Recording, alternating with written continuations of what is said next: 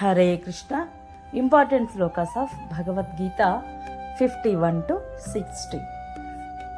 Mattah parataram nanyat kinchidasti dhananjaya mayi sarvamidam protam sutre manigana iva rasohamapsu kaunteya prabhashmi shashishuryayoh pranavas sarva vedeshu शब्दः के पौरुषं ऋषु दैवी ह्येषा गुणमयी मम माया दुरत्ययाम् मामेव ये प्रपद्यन्ते मायामेतां तरन्ति ते न मां दुष्कृतिनो मूढाः प्रपद्यन्ते नराधमाः माययापहृतज्ञानाः आसुरं भावमाश्रितः चतुर्विधा भजन्ते मां जनाः सुकृतिनोऽर्जुनाम् अर्थो जिज्ञासुरर्धार्थी ज्ञानी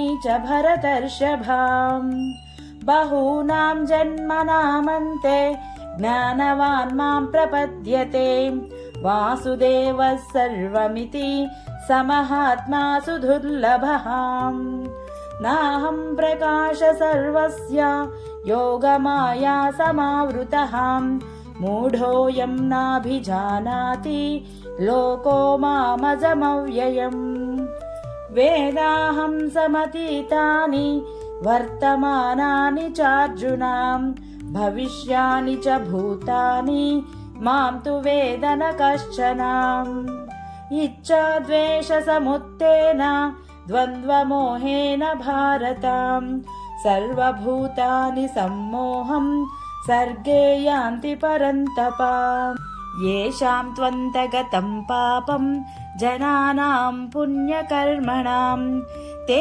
द्वन्द्वमोहनिर्मुक्ताः भजन्ते मां दृढव्रताः। हरे कृष्ण।